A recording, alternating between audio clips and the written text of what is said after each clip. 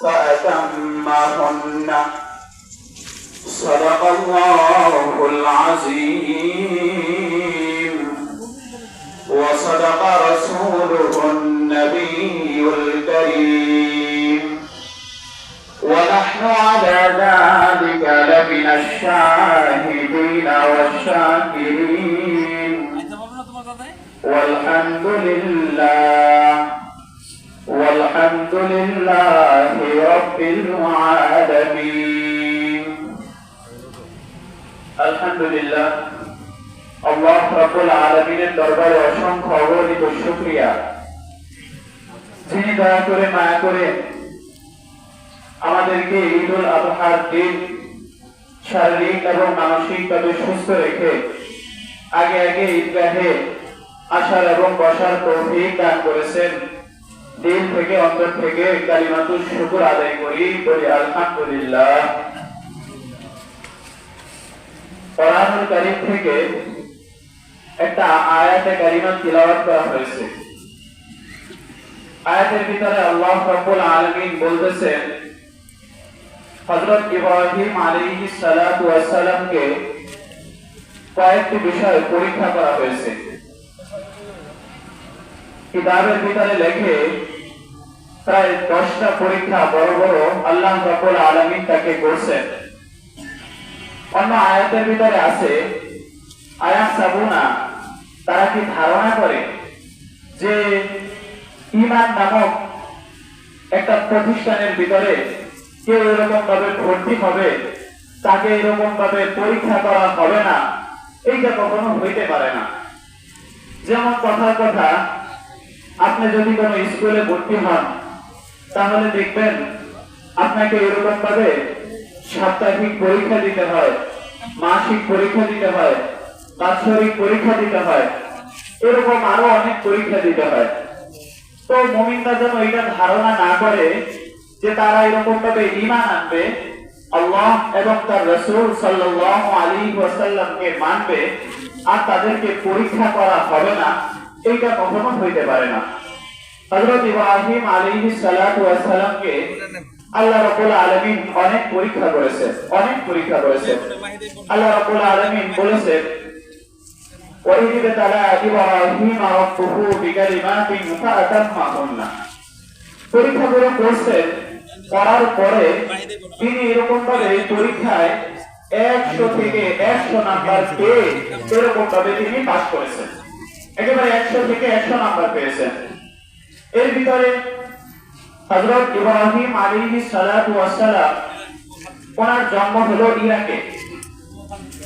হযরত ইব্রাহিম আলাইহিস সালাতু ওয়াস সালামের জন্ম।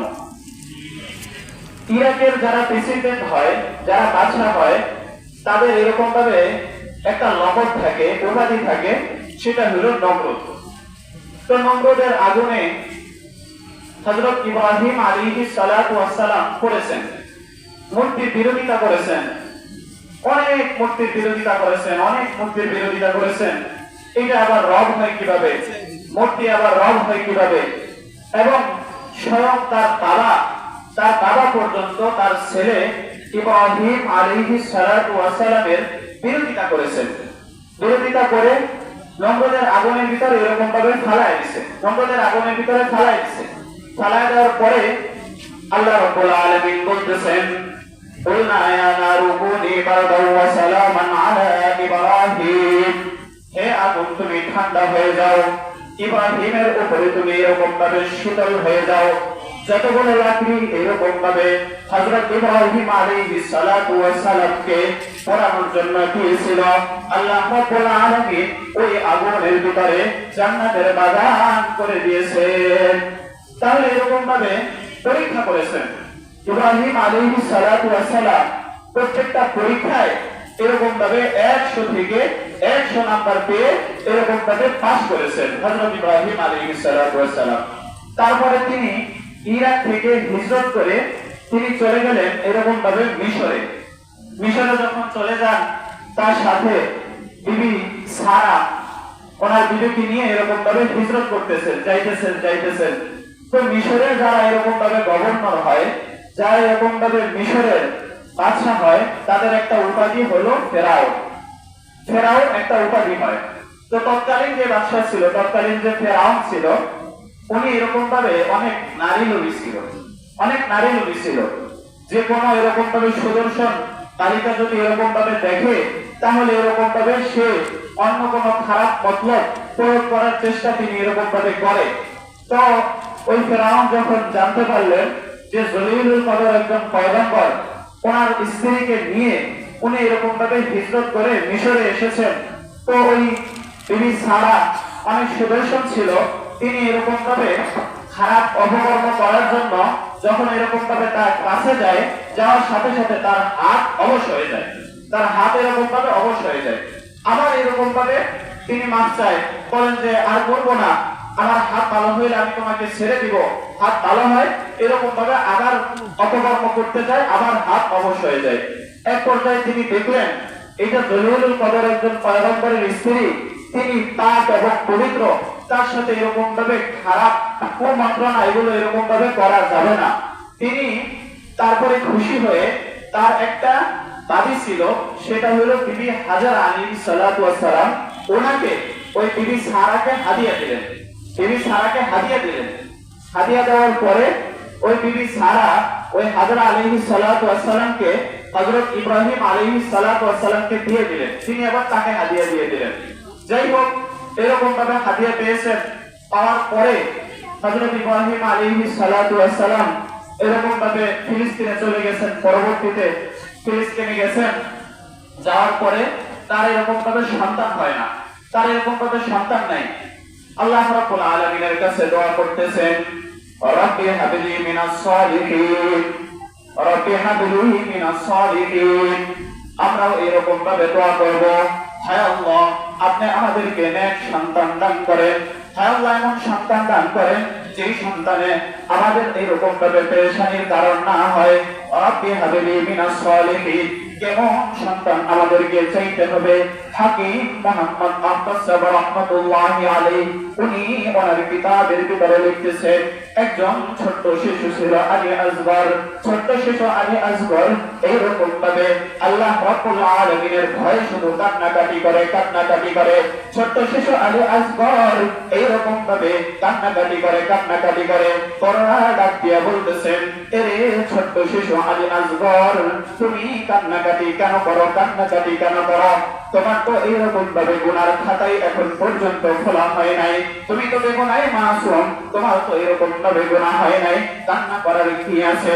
ওই ছোট্ট শিশু আলী আসগর ডাক দিয়া বলতেছেন, বাবা আমি কান্নাকাটি করি দুইটা কারণে। এক নাম্বার তো কান্নাকাটি করি আমি আমার রবের মহব্বতে কান্নাকাটি করি। আমার রব 1450 বছর পূর্বে কোরআনের ভিতরে বলে দিয়েছেন, ইয়া আইয়ুহাল্লাযীনা আমানু ও আনফুসাকুম ওয়া আহলিকুম নার। এরকম ভাবে তোমরা নিজেও বাঁচাও আগুন থেকে, তোমাদের পরিবার পরিজনকে আগুন থেকে বাঁচাও।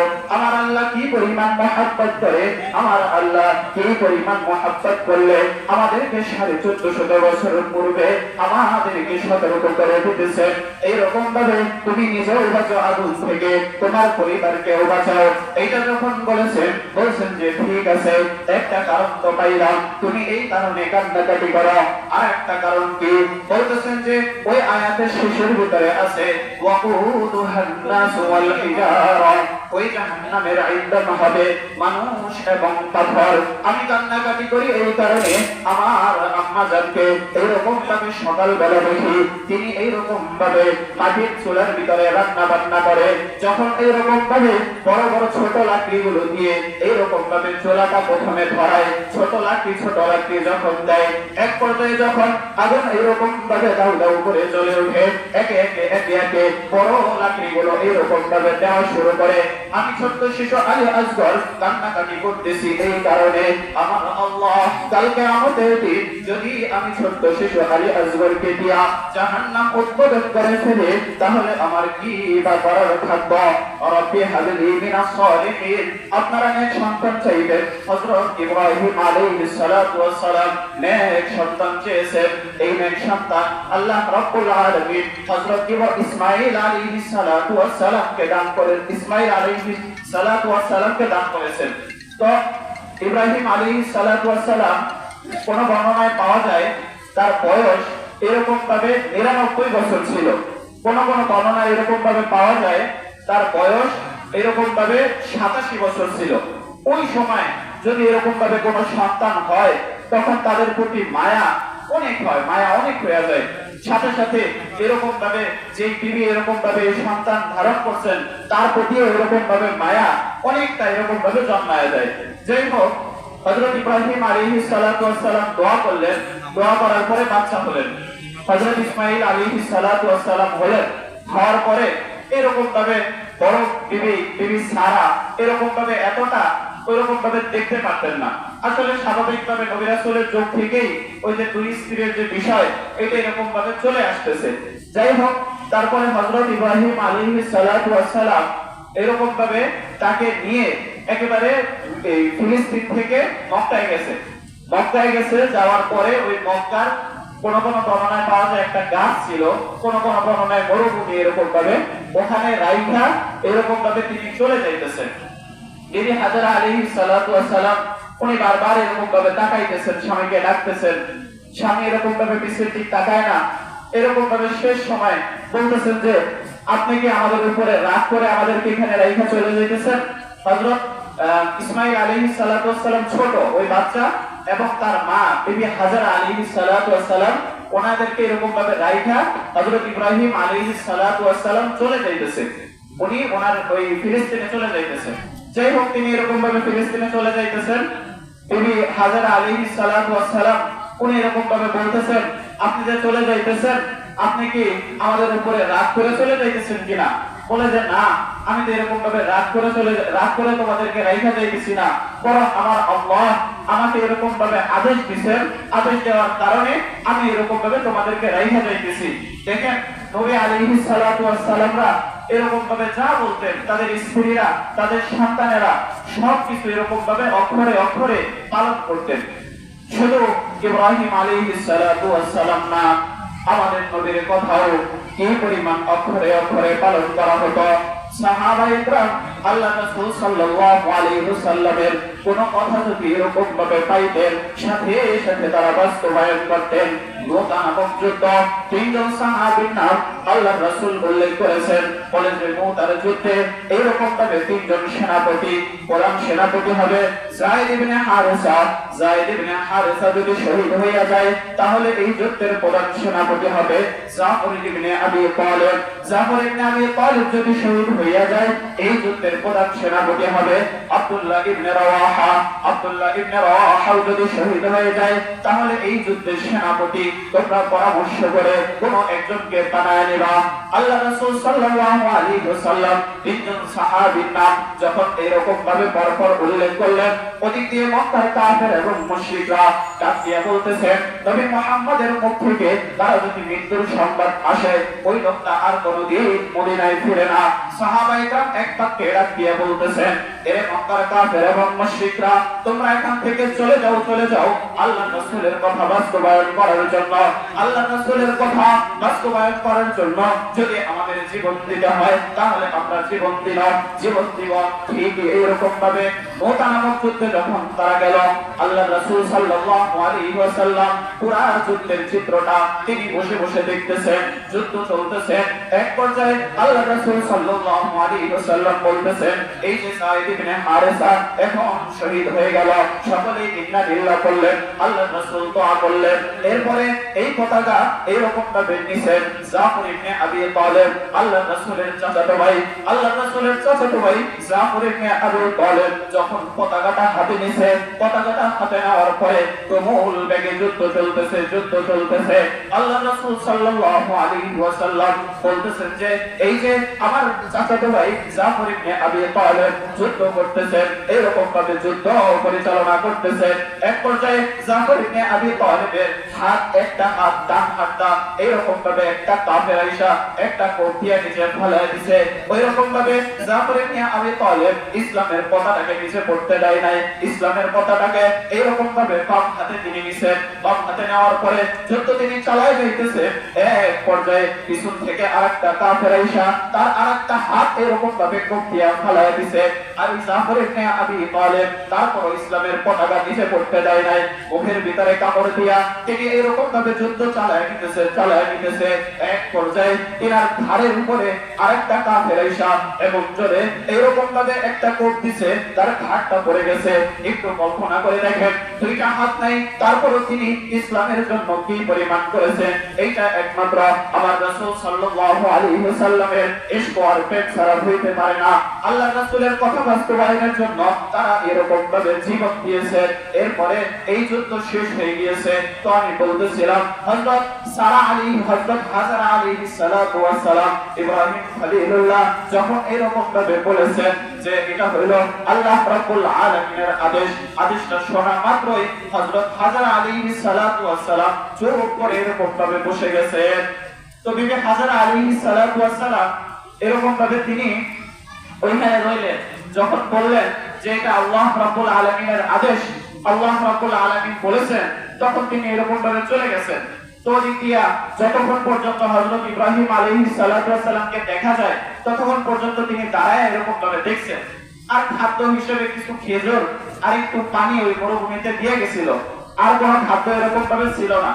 তো হযরত ইব্রাহিম আলাইহিস সালাতু ওয়াস সালাম উনি এরকম ভাবে যাইতে যখন এমন একটা জায়গায় গেছে যেখান থেকে বিবি হাজারা আলাইহিস সালাতু ওয়াস সালাম এবং হযরত ইসমাঈল আলাইহিস সালাতু ওয়াস সালামকে দেখা যায় না, একবারে অনেক দূরে চলে গেছেন। তিনারাও হযরত ইব্রাহিম আলাইহিস সালাতু ওয়াস সালামও বিবি হাজারাকে দেখে না, বিবি হাজারাও হযরত ইব্রাহিম আলাইহিস সালাতু ওয়াস সালামকে দেখে না। এরকম ভাবে তারা একবারে অনেক দূরত্বে চলে গেছেন। দূরত্ব যখন চলে গেছেন, হযরত ইব্রাহিম আলাইহিস সালাতু ওয়াস সালামের শেষ বয়সে একেবারে যখন তিনার একবারে বৃদ্ধকাল, বর্ণনায় পাওয়া যায় ৯৯ বছর, সেই সময় যখন একটা ছেলে হয়, ছেলে হওয়ার অনেক